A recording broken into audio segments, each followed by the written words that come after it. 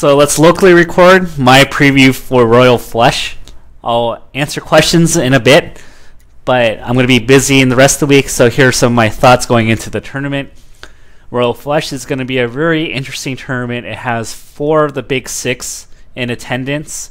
Not only that, it's in Atlantic City. There's going to be a bunch of cool stuff. Apparently Reno is actually getting Mango there in a limo, which sounds really hype. And gambling, Guardians of the Galaxy at night. It just seems like a really fun event, so I'm really looking forward to it. So let's go ahead and go straight to the bracket preview.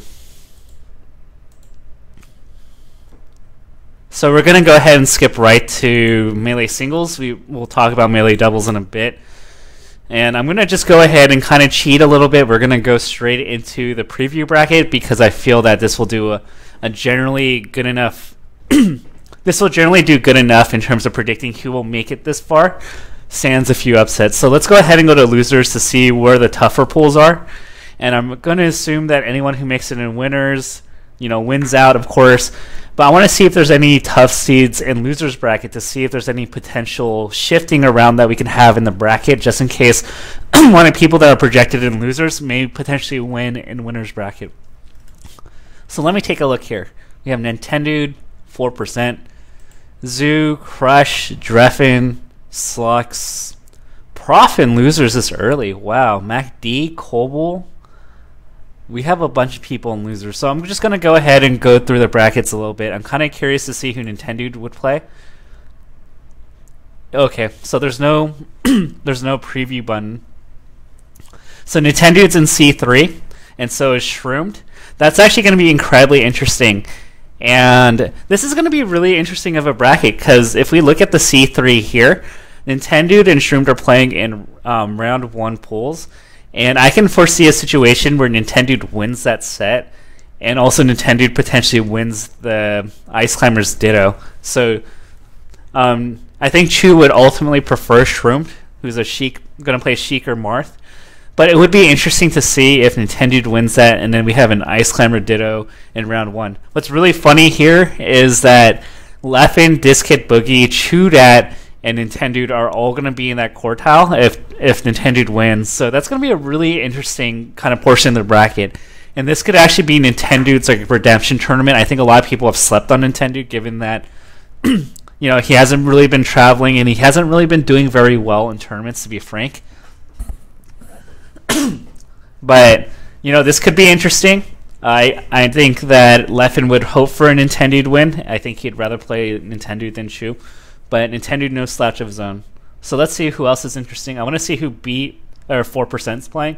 Plays Armada. It's going to be Jigs versus most likely Fox, so I don't really see him making it. Zoo in A3. Interestingly enough, Zoo actually beat Chudat at Evo, which was a really big surprise, in my opinion. I always thought that Zoo was awful at the match. Maybe Chu just had a really bad day, but that could be an interesting matchup. I really see Chu running away with that, but who knows? We have Crush versus Disc-Hit Boogie, and that could actually be another upset. Crush is actually really good against Ice Climbers, so I can foresee him taking that win over Disc-Kid. So Leffen, depending on how the brackets pan out, could play 2 Ice Climbers or 1 Ice Climber or maybe even none. Dreffin in A4. Does he have a chance against Leffen? Very slim. I don't really see that happening. Let's keep going. D3, Chillin' Dude plays S2J. Depending on whether or not this is best of 3 or best of 5, I could potentially see Chillin' taking it, but not very likely. Zealous 5000 in D1. Shouts to D1. Plays the Moon. I think the Moon has that. I don't know if Zealous is really good at the Marth Ditto. Then we have Professor Pro in D4 against KJH. Ooh, that's going to be a really good match in round 1 pools. I can actually see that going 50-50. I think Professor Pro is also really good at the bracket, or not the bracket, at the Ditto. So I'm not sure who's going to win that. I think they're both pretty solid players, roughly in the same skill level. C1 pulls. We have Hungrybox versus Junebug. I'm sorry, Junebug, you don't have much of a chance here. And then we have Smuckers in C4. Playing against Mike Hayes. Ooh. Mike is pretty good against Falcon, but Smuckers has been on the come up. Mike Hayes shouldn't sleep on him, but who knows. And then we have Cactar in A1. Wow. Cactar versus SFAT. Cactar has an outside chance of winning. Let's see who else is in D1. So we had Zealous 5000. Maybe he actually pulls the upset on MacD. Who knows? So MacD in D1 and the Moon.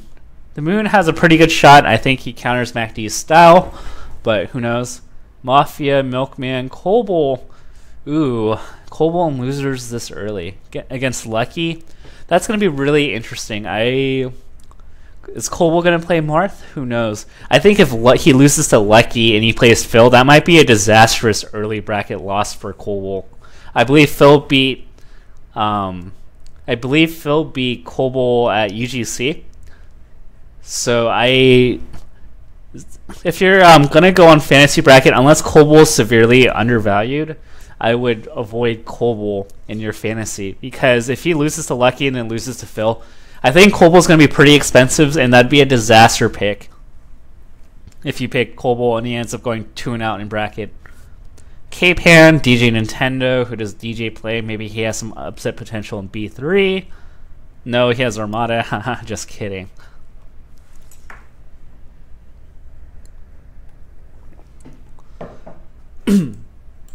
Alright, we're going to go ahead and go into winner's bracket.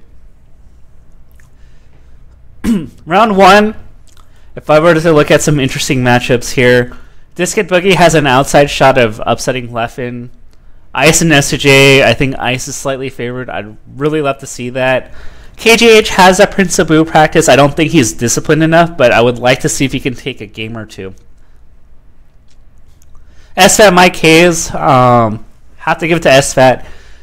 Mango versus the Moon, last time that went to Game 5, I believe, at Big House 6, so I am a little bit worried. The Moon on a good day can play very well. Sometimes he can play very sloppy, so we have to give Moon respect here because he's really solid against Spacey, so we're going to have to be careful about that.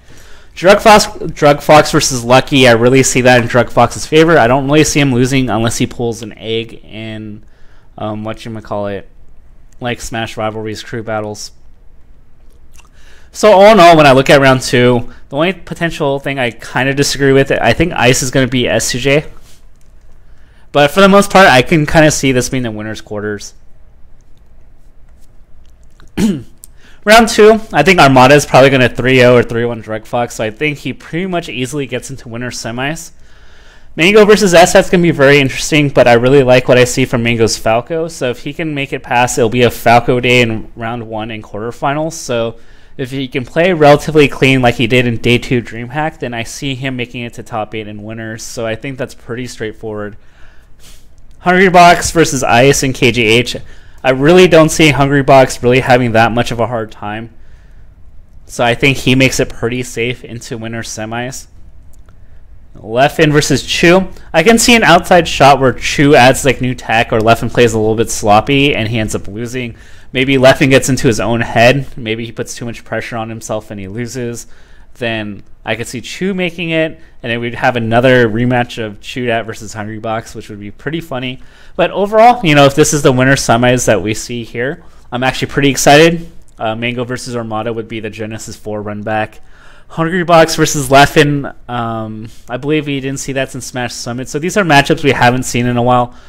Mainly because we've had people, not being able to attend tournaments, DQ themselves, get drunk, all that fun stuff. So I'm really excited about Top 8 for this event because it's going to be a little bit different. Although Armada Hungrybox Winners Finals and Grand Finals, like they project here, is not really new, a lot of the matchups leading into finals are more or less going to be stuff that we haven't seen in a while. If we go to losers, let's see. Mango versus Chu. Let's hope that we're ready this time. Losers bracket, it's going to be really difficult to tell who plays out. So I don't really like to do previews here because it's just so sporadic, and if you have an upset, it just kind of throws everything off. So I'm not really going to delve into too much detail here. As far as the top players go, I think Armada looks really strong. He's been taking everything really serious, and he's been in the States since a little bit before DreamHack, so I think he's really well prepared for this event. So, if I had to give a favorite, I'd give it to Armada. If Mango can make it to day 3, you might throw a little bit of surprises for Armada, and I think that's going to be a really close set, at least a lot closer than what we saw at Genesis 4. Hungrybox versus Leffen. I think Hungrybox looks really strong, and I think Leffen looks really determined. And that's going to be a really difficult set to predict. I always think that Leffen starts off really strong, and then Hungrybox is able to clutch it out. Leffen makes some mistakes. Hungrybox finds a rest or a gimp. That's usually the story of Jigglypuff from, in general, though. But if I were to say, I would have to give the slight edge to Leffen. Believe it or not, I think Leffen will probably take this, but who knows? We might have a Swedish Grand Finals. And Leffen versus Armada sets have been really hype. I believe the last couple of them have gone to Game 5, so I wouldn't actually mind seeing Leffen Armada. I wouldn't mind seeing Leffen versus Mango. I wouldn't mind seeing a bunch of these combinations, so I'm really excited. If I were to play the rational route here, I think Armada is probably the favorite. He's in the States. He's not suffering from jet lag anymore. So I think he's the most well-prepared. My heart says, root for Mango. I'm coaching him. But for going from a purely analytical standpoint, I think Armada looks the strongest here. And I think that he's an easy pickup for fantasy because the worst he's probably going to get is second place. Now, if he loses to Mango, that could spell disaster for people who pick him up. But I really do think that he's probably going to win. He looks prepared. It's Atlantic City, so everybody else is going to have whatever Johns. Leffen, I don't know when he's flying in. I think he's flying in Wednesday or Tuesday, so he's going to have jet lag, and I think that's going to affect him.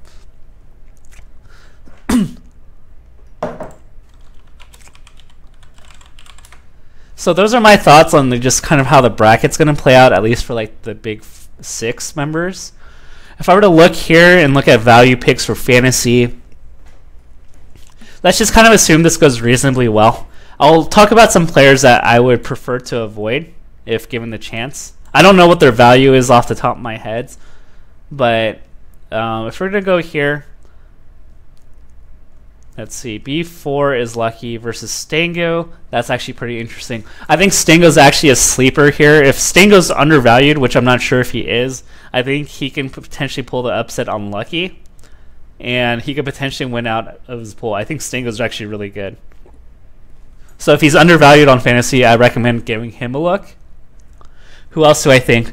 I think Shroomed and Intended are probably going to be valued very high. I'm not very sold on buying Shroomed stocks because he has so many Ice Climbers in his bracket that I don't think he's going to make a good run. So I would avoid Shroomed if at all costs in terms of fantasy.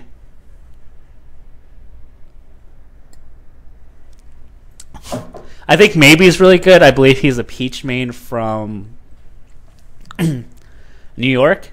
But on the flip side of things, sleeper picks, they have to make it to a certain point in bracket for them to be any value. So you can find some steals, but they have to make it at least 33rd or 25th. And those are the players you want to look for. Unless you're just completely punting players in the bottom half and you're going for a really top-heavy lineup.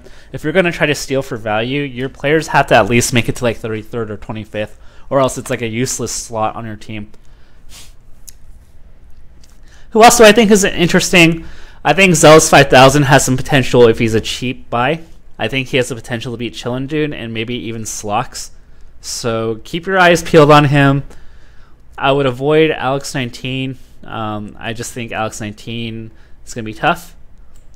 If MacD can actually win out here, I think he has an incredibly good bracket. And as I mentioned before, if Nintendo beats Shroomed, and one of the Ice Climbers falls from this bracket, then what will end up happening here is MacD has Alex19, then Mafia, then Discid Boogie, and then either Smuckers or Chudat, and I think that's an amazing bracket for MacD. So if MacD is cheap, I think he could be a sleeper, but although you have to keep in mind that MacD also is going to be probably in losers early, so you're going to have to temper your expectations there.